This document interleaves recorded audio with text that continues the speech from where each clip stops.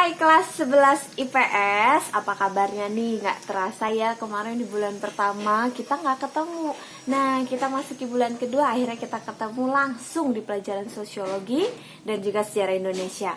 Tapi hari ini pelajaran yang akan kita awali adalah pelajaran sosiologi. Materinya sih agak mencengangkan gitu ya, kita harus belajar tentang konflik. Tapi kita bukan belajar gimana cari konflik atau cari masalah, tapi di pelajaran sosiologi ini kita akan belajar gimana sih caranya menghindari konflik atau menyelesaikan konflik.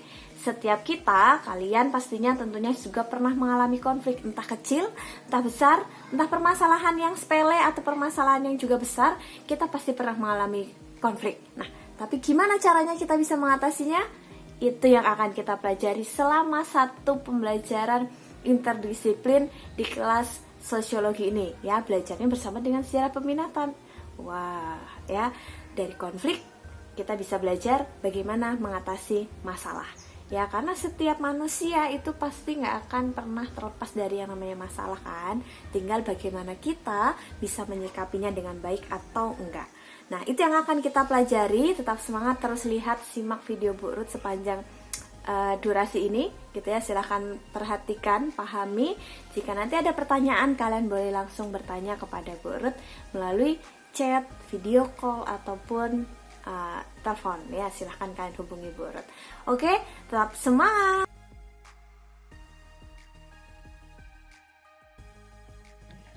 Oke, hai anak-anak. Ya, tadi di awal Bu Ruth sudah menjelaskan ya bahwa di awal kita akan belajar tentang konflik sosial. Nah, sebelumnya tadi juga Bu Ruth sudah minta nih untuk kalian cari tahu dulu atau kalian coba sebutkan kira-kira konflik itu apa pengertiannya, dan banyak dari kalian yang juga sudah menjawab dengan tepat. Ya, nah kita langsung saja. Di sini Ibu memberikan pengertian yang cukup sederhana yang mungkin kalian akan bisa lebih pahami.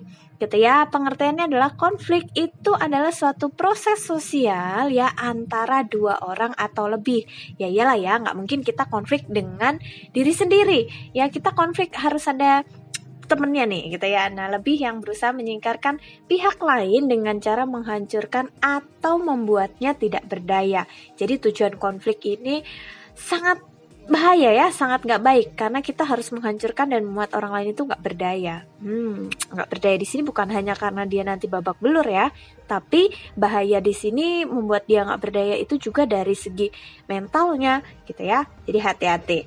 Nah, apakah kamu pernah melihat sebuah konflik di masyarakat sekitar kamu? Maksudnya di sini adalah apakah kamu itu pernah melihat secara langsung konflik yang ada di sekitar kamu? Rasanya pasti kalian sering banget ketemu ya, entah itu di dalam rumah, entah itu mungkin di sekolah, atau ketika kamu sedang jalan gitu ya, santai menikmati indahnya alam, tiba-tiba ngeliat orang berantem di depan kamu. Ya, berarti konflik itu sering terjadi ya di sekitar masyarakat. Nah, ini dia kenapa kita harus segera mengatasinya. Kenapa kita harus mencari sebuah solusi atau menghindari diri untuk nggak terlibat konflik. Dan kalau kita sudah terlibat, kita harus tahu gimana caranya kita bisa menyelesaikan masalah dengan teman kita atau orang lain yang terlibat dengan konflik bersama kita. Ya, nih, apakah di lingkungan kalian itu masih sering terjadi tawuran mungkin antar warga? Dan itu sebenarnya mengerikan ya.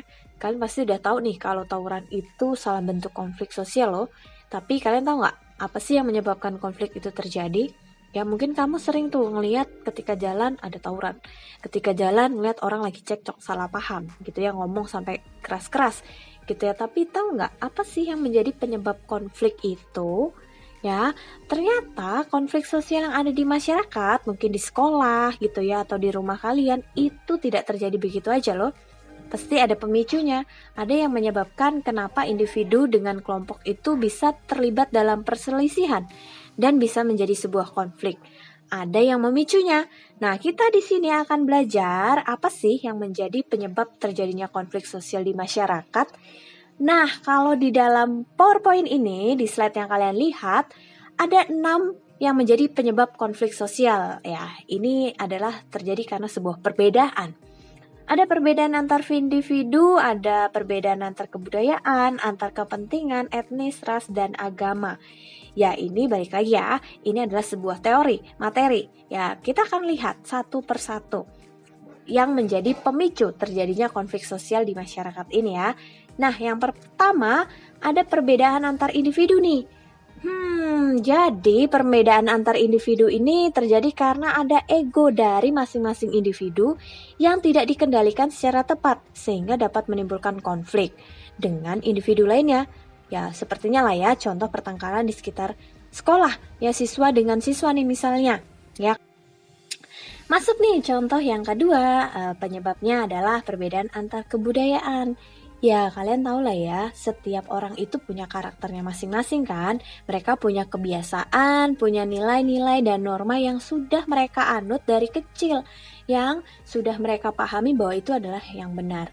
Tapi karena orang itu punya perbedaan karakter, punya perbedaan kebiasaan masing-masing, sehingga itu bisa menjadi faktor penyebab pemicu dari konflik ini gitu ya. Mereka mencoba melihat bahwa nilai dan norma yang berlaku di masyarakat itu kurang tepat, yang tepat adalah punya saya. Nah, sehingga menyebabkan penyebab dari konflik ini. Hati-hati ya, ketika kalian merasa kalian sudah paling benar, belum tentu loh. Jadi harus belajar dari kebiasaan orang lain dan tidak selamanya mementingkan apa yang sudah anggap benar, karena bisa jadi apa yang kamu anggap benar itu belum tentu benar di pandangan teman kamu. Hati-hati ya. Kita masuk yang ketiga, yaitu perbedaan antar kepentingan. Perbedaan antar kepentingan ini terlihat dari orang lain butuh atau enggak.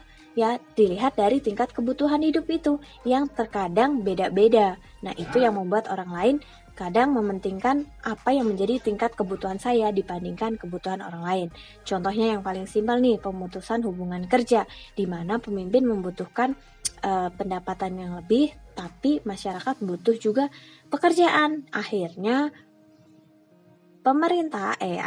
perusahaan lebih mementingkan untuk mengurangi pekerjaan dan tetap mendapatkan keuntungan dibandingkan harus tetap membayarnya gaji, tapi sebenarnya itu melebihi dari load kerja si perusahaan gitu. Kita masuk yang keempat, yaitu perbedaan etnis. Perbedaan etnis ini ya kita tahu ya, dalam masyarakat yang multikultural serba banyak keanekaragaman, itu sering terjadi pergesekan sistem nilai dan norma sosial antar etnis satu dengan etnis yang lain. Jadi budaya satu dengan budaya yang lain itu sering terjadi gesekan. Kenapa? Karena ada primordialisme dan etnosentrisme. Hati-hati ya. Yang kita tahu bahwa segala sesuatu yang mencintai lebih dari seharusnya itu adalah negatif. Ya, ketika orang lain lebih memandang budayanya sendiri lebih benar dibandingkan budaya yang lain, itu sudah bersifat negatif. Etnosentrisme. Dan yang kelima, perbedaan ras. Ya, kalau di Indonesia sih jarang sekali ditemukan ya, tapi ada nih di sekitar negara-negara yang lain, konflik ras ini menjadi salah satu faktor yang paling sering terjadi. Contohnya di Amerika nih, ya ketika kulit putih dan kulit hitam itu terjadi diskriminasi, menimbulkan kecemburuan sosial. Ketika sudah cemburu, orang lain itu kan biasanya akan segera gesit untuk bertindak.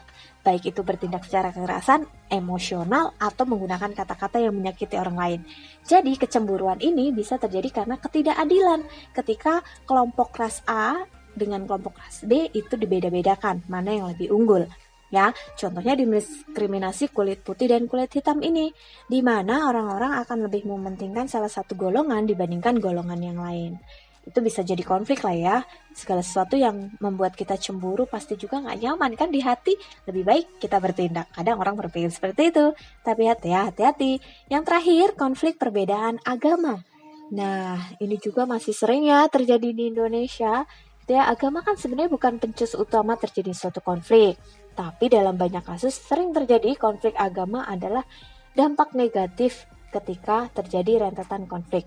Nah, contohnya nih ya yang paling sangat menyedihkan ketika mantan gubernur DKI Jakarta yang dijadikan tersangka penistaan agama beberapa waktu yang lalu. Ya, konflik ini mengandung unsur keagamaan karena dianggap ketika Pak Ahok ini mempunyai masalah gitu ya, langsung para agama yang tersangkut di dalam masalah ini langsung melakukan demo anarkis. Demo besar-besaran bahkan terjadi secara berturut-turut di DKI Jakarta. Sehingga terjadi juga masalah dengan konflik agama yang lain gitu. Hati-hati ya, mungkin di dalam kelas juga kan terjadi banyaknya agama. Jadi harus saling menghargai dengan agama yang lain yang ada di dalam kelas. Oke, ya, tapi sebenarnya penyebab utama dari konflik itu nggak melulu hanya berbicara tentang 6 hal tadi. Yang sering terjadi di kelas justru sepertinya bersifat kesalahpahaman, orang lebih bersikap egois, dan adanya perbedaan pandangan.